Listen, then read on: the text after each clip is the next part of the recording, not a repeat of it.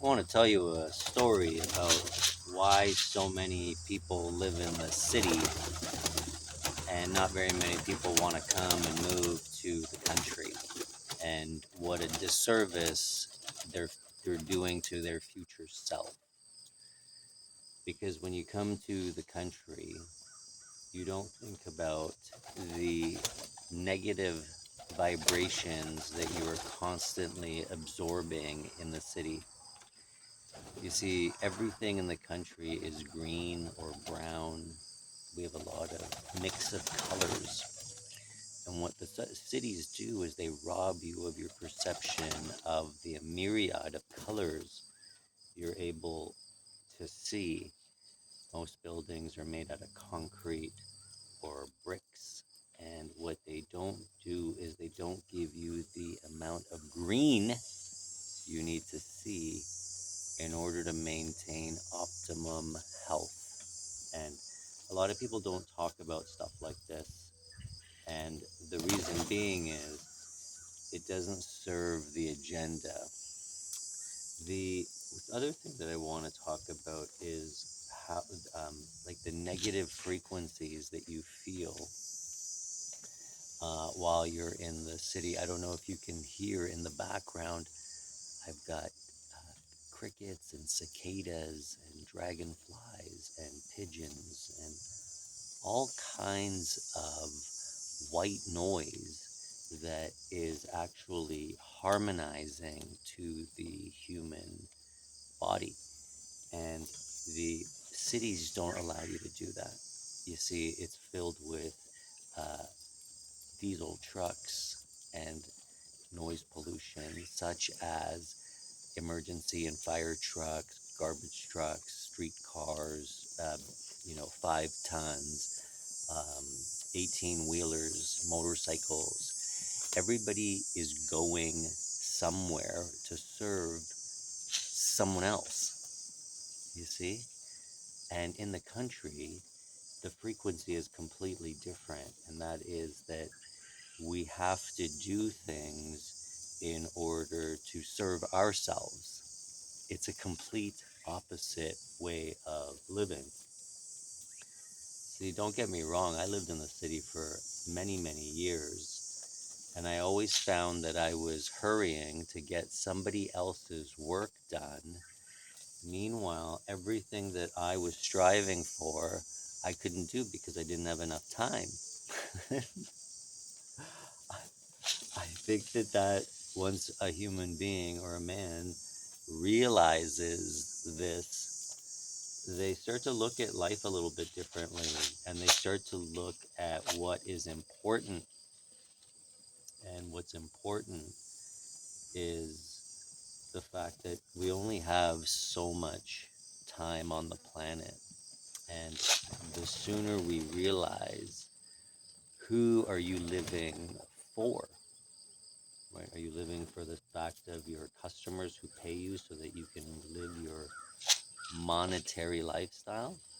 Or are you the type of person who, instead of going out and making money, you grow your own food? And that way you don't have to work 40 hours a week for someone else doing something that you don't want to do, rather than, gardening for 10 hours a week. Um, so that's an interesting perspective, and I really want you to explore that, in the sense that, a lot of people are trying to figure out what to do and how to do it, and they're looking for a sign, and that's what everybody in the city says. I'm looking for a sign, yet there's signs everywhere telling you not to park. They're telling you not to go. You can't turn left here.